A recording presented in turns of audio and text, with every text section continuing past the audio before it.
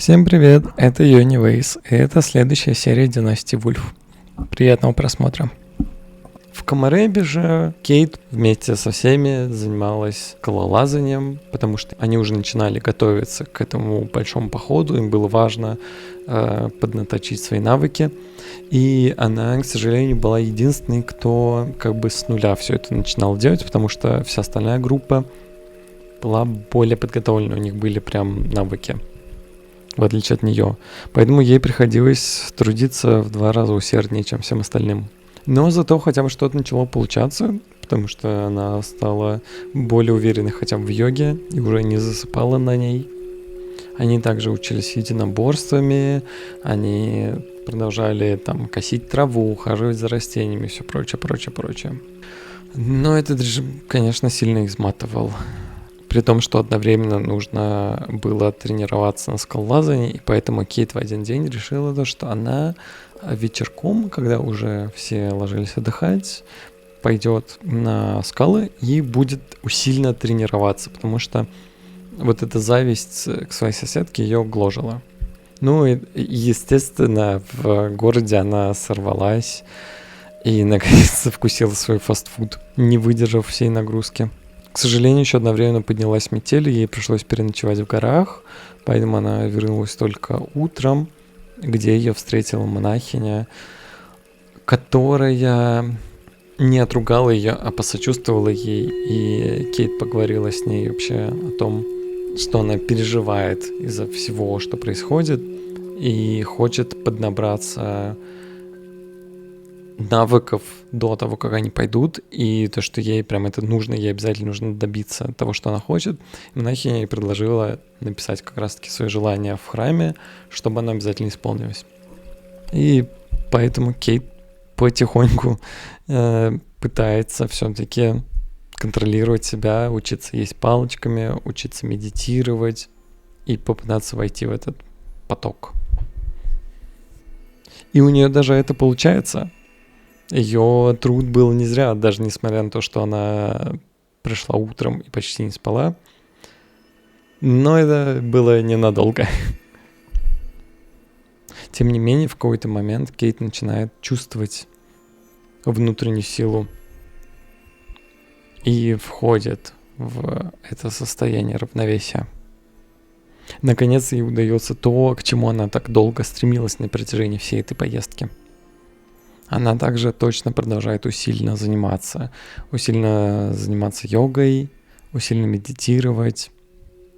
Но, к сожалению, ее соседку монахи выделяют как особо сильную ученицу, особенно просветленную. И из-за этого она думает, что она как бы может помочь Кейт. Но это для Кейт выглядит так, как будто бы она ее поучает, вот эта вот девочка. Хотя Кейт как будто бы сама все знает. И это усиливает их конфликт между друг другом. Из-за чего даже приходится вмешаться той самой монахине, потому что, восходя на гору, будет очень важно быть в сплоченной команде. И нужно было разрешить все внутренние конфликты и освободиться от того, что тебя держит. Потому что, конечно, мудрец не сможет тебя принять в том числе. Поэтому Кейт правильно настраивает свой разум, вздыхает и извиняется за то, что произошло между ними. Конечно, ее соседка ни в чем не виновата, она даже не знала то, что она как-то ее задела. И, наконец, тот самый день X, когда они все вместе собираются подняться на гору в эту большую-большую страшную экспедицию. Хорошо то, что погода достаточно классная, у них нет никакой метели, поэтому они пробираются туда совершенно спокойно. И там делятся на 2 небольшие группы под предводительством разных монахов, чтобы можно было безопасно добраться до верха. И уже там встретиться со всеми. По пути они делают привал, потому что это было восхождение на гору не за один день, и им нужно было копить свои силы. И вот здесь для Кейт вообще по-новому раскрывается гора Камареби, потому что она никогда не была в этом всем. Именно в таком ракурсе. К сожалению, оказывается то, что все-таки у Кейт недостаточно высокий навык для скалолазания, и ее призывают успокоиться, и в какой-то момент хотят отправить назад. Но она настроена была боевой и не сдавалась, и была не согласна с этим решением. Поэтому она все равно продолжает упорно стараться и уговаривает всю группу продолжать. Поэтому перед самой вершиной они все еще сделали небольшой привал в сторожке, высоко в горах, чтобы набраться сил и как раз-таки взойти на самую большую гору. Там, к сожалению, погода начинает ухудшаться и начинается гололед, но Кейт придумывает то, что они могут направить монахов вперед, сами подождать внизу, и монахи вниз спустят веревки, по которым как раз-таки они заберутся наверх. И весь этот план, конечно же, увенчался успехом, они смогли подняться на самую вершину, и уже оттуда, еще не поднявшись совсем-совсем наверх, они смогли увидеть тот самый храм, ради которого и шли так долго сюда. Это было просто невероятное, незабываемое зрелище. Это маленькая пагода, в которой монах живет отшельником и принимает только просветленных. И поэтому туда нельзя было входить вместе, и группа по одному входили туда и узнавали там то, что должны были узнать. Кейт этот монах встретил приветствием и, так же как и всем, предложил выпить вместе с ним чай. Тот самый просветленный мудрец, который должен был Кейт научить новым знаниям. Чай оказался какой-то необычный, и Кейт вошла в состояние транса. Она почувствовала просто невероятное спокойствие и умиротворенность, и то, что все, что она прошла за все это время, было не зря. Она действительно почувствовала себя какой-то новой и просветленной, как будто бы она в каком-то неожиданном месте.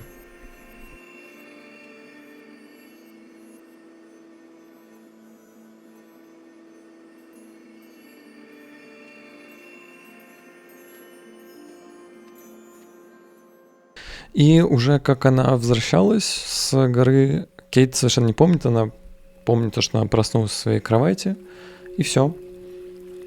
И на следующий день им предстояло уже окончательно завершить свой духовный путь из этого путешествия. Они сфотографировались вместе с монахами в этом храме, поблагодарили их и поехали домой. Дома Кейт очень радостно встретил Фред. Он был рад, что его мать наконец-то вернулась, и она ему рассказала о всем, что происходило. То, что она даже смогла побороть свои привычки и теперь чувствовать себя обновленной. И Фред был, конечно, этому очень рад. Также она рассказала всей семье о своих намерениях сейчас начинать искать дом и как раз-таки усиленно заняться вот этими поисками. Вот и прекрасная расслабленная работа Сэма. Он, как обычно, взял себе кофеек, надеялся, что это будет спокойный день, особо ничего не будет происходить. Он чисто покопается в документах, но, к сожалению, вообще весь день пошел не так, как планировалось. Сначала у него сломался комп, а потом начала буянить та самая задержанная студентка, которую они задержали до этого в библиотеке, которая предположительно была связана с поджогом. И его коллега пригрозила ей тем, что если она будет буянить, что с ней будет. И пришлось ее даже угомонить. Но когда она выпустила ее из камеры, то та напала и попыталась сбежать. Но была быстро нейтрализована. И Сэму поручили ее обыскать, а потом отвезти на допрос. И он стал допытываться о том, как она была связана со всем этим и куда их приведут следующие улики. Кейт же в это время искала абсолютно определенные критерии домов. Для нее было важно, чтобы это был именно дом с историей, дом с призраками. Она не хотела жить в каком-то обычном доме, а считала, что это поможет ее духовному пути. Поэтому она искала именно такую недвижимость, в которой было бы что-нибудь необычное или паранормальное. Фред не то чтобы был рад, но ему как будто было пока что все равно, что с этим можно делать, потому что для него это был повод еще отдохнуть от буднего университета и закончить его попозже. Фред естественно, не забрасывал свои увлечения и занимался баскетболом по вечерам. И в один из таких вечеров он встретил свою давнюю бывшую, с которой они решили, почему бы не сходить в кафешку, не поболтать, не попить кофе. И он ей рассказал о всем, что было с Кейт, о том, что он узнал новое от Софии и Сэма, и вообще поделиться своими переживаниями насчет этого всего. И им было даже приятно вспомнить какие-то свои школьные годы и поностальгировать о том, что происходило. Поэтому они опять расстались на дружеской ноте. Через несколько дней Кейт объявила всей семье о том, что наконец нашла то самое место, может быть, которое она так долго искала, и ей нужно будет уехать в новый город, чтобы посмотреть на этот дом. И спустя несколько недель ведения переговоров Кейт покупает билеты. Проснувшись в 6 часов утра, Фред вместе с Кейт позавтракали, и они готовились к тому, что Кейт должна уже отправиться на вокзал, на самолет и улететь осматривать новый дом, который она как раз-таки хотела бы приобрести. Поэтому он приготовил для нее завтрак, и она отправилась в аэропорт. Софи за все это время проживания у своего отца опять решилась еще разочек поменять имидж, подкрасить ноготочки, сходить в спа-салон, все такое, и заодно поменять свою прическу и покраситься в новый цвет, чем была очень довольна. Еще придя домой, она обнаружила то, что робот-пылесос почему-то выехал за пределы квартиры и просто уехал пылесосить этаж. Кейт приехала в Честнот-Ридж, позвонила Фреду сообщить о том, что все в порядке, и с ней все хорошо. А ее там встретил владелец этого особняка. Он уже давно живет в этом городе, и это одна из его недвижимостей, в которой он как раз-таки не проживает, именно из-за той причины, по которой Кейт хотела купить этот дом. Это дом, совмещенный с бывшим бакалейным магазином. Он ей обещал все показать, и Кейт, естественно, сразу заинтересовалась тем, что же здесь за призрачная история такая, про которую было указано. Конечно, здесь все стояло давно в запустении, и никто не обитал, потому что Джек Ли боялся этого призрачного дома. Но Кейт ему показала свои паранормальные штуки, блог, там всякие свои похождения, и рассказала о том, что именно такой дом она искала. Но Джек Ли был вообще убежден, что Кейт немного того, если она решила, что хочет поселиться в этом доме. Он как раз таки показал то, что сзади всего этого дома и вообще сам дом был построен, естественно, на кладбище. Поэтому там и было такое обитание призраков. Но Кейт ничуть не расстроила, наоборот, очень обрадовалась. Наконец позвонила Фреду сообщить о том, что это именно тот дом, который она искала. Джек Ли показал второй этаж и комнату, и сказал, типа, ну вы же, конечно, не собираетесь спать здесь. А Кейт сказал, вообще-то именно и собираюсь. Она же не может просто одним днем улететь назад. Поэтому он любезно предложил ей, например, хотя бы показать город. Поэтому они сходили чудесно поужинать. Естественно, в ее новом доме нету кухни. И он рассказал о том, что он владелец ранчо, на котором сам выращивает виноград, делает из него вино, продает, и вот все местные заведения как раз-таки покупают у него вино. У них чудесно прошел вечер, и, вернувшись в свой новый будущий дом, они как раз-таки увидели первого призрака, который совершенно не испугал Кейт. Но так как она задержится на несколько дней, то у нее было время получше познакомиться с этим домом, поэтому она и смогла там провести свои магические ритуалы. Утром проснувшись, Кейт облачилась в свою типичную одежду сыщика за паранормальным, а встретившись после этого Джеком Ли, он был очень удивлен, увидев ее в такой необычной одежде. Она как раз таки ему продемонстрировала свой значок, чтобы он полностью удостоверился. И он решил ей показать город в том числе, Как раз-таки потому, что Честнат Ридж славится своими лошадьми. Кейт в первый раз решила, что захотела сходить на скачки и посмотреть соревнования. А потом они еще очень игриво решили сходить в кино. Джек Ли вообще чувствовал себя на коне. И вечером он решил пригласить Кейт в салон, где получше ее узнал, и показал местные обычаи.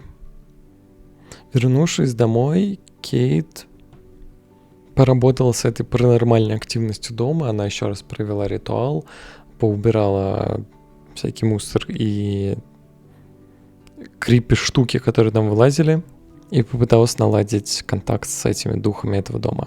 А на следующий день Джек Ли приготовил им нечто особенное. Он предложил Кейт не только посмотреть на лошадей, на скачки лошадей, но и прокатиться вместе с ним, арендуя парочку лошадей. И он хотел ей показать каньоны. К сожалению, в начале этого дня начался небольшой дождь, он покрапывал, и вроде как было все нормально. Но когда они уже опустились смотреть каньон, начался такой неплохой ливень. Кейт еще была очень уверена на лошади, потому что это был в первый раз, когда она каталась. И поэтому они решили в каньоне ненадолго остановиться, передохнуть. К сожалению, они за это время все вымокли до нитки, и Кейт предложила прийти в этот проклятый особняк и обсушиться немного. И вечер обещал быть жарким. По итогу утром Кейт уже возвращалась в Сан-Мишуно, чтобы сообщить о том, что она приняла предложение, и они переезжают именно сюда. И Джейк Ли на прощание поцеловал ее. Вот так неожиданно закончилась эта необычная встреча. Вернувшись, Кейт рассказала Фреду, показала фотки дома, вообще фотки Честнат Риджа. И для них это все было в новинку, потому что это совершенно другой регион, это было очень неожиданно, необычно. И они уже готовились встречать Джул и проводить вот эту операцию с трехсторонней сделкой. Постепенно они запаковали все свои вещи и были уже готовы к переезду. Фреду, конечно, не хотелось расставаться со своей сестрой, двоюродной сестрой, но взрослая жизнь такова. Она дала ему ключи, и София рассказала в том числе о своих планах, то, что она хочет попробовать поехать поучиться в Сильвердораде. И, конечно, это было достаточно грустное расставание, потому что нужно было возвращать ключи, они понимали то, что они теперь, может быть, очень долго еще не встретятся, непонятно когда, и было просто грустно уезжать из того места, где ты провел так много времени. И Фред как раз пошел на свой, может быть, даже последний фестиваль специй, где встретил Саймона, своего старого друга, приятеля, одноклассника, с которым они так много вместе дружили. И он рассказал о том, что будет происходить, куда вот они едут. Он сказал: блин, классно, обязательно я тебя навещу, съезжу к тебе и все такое. Джул и Лили прибыли в Сан-Мишуно, они опять встретились со всей семьей, и как раз-таки Кейт сообщила о том, что они готовы проводить эту сделку. Поэтому было решено то, что Джул и Лили пока что поживут в комнате Фреда. Фреда самого они отправят в Честнат Ридж начать там разбирать сам дом, а Кейт прилетит после того, как уже заключат все сделки здесь. Поэтому они попрощались с Фредом и отправили его в Честнат Ридж. Он, конечно, видел по фотографиям этот дом, но не ожидал то, что он будет таким большим, где его уже встретил Джек Ли, который обещал все ему показать и рассказать. Фред позвонил своей маме, сообщил то, что все хорошо, и то, что весь багаж был доставлен в порядке.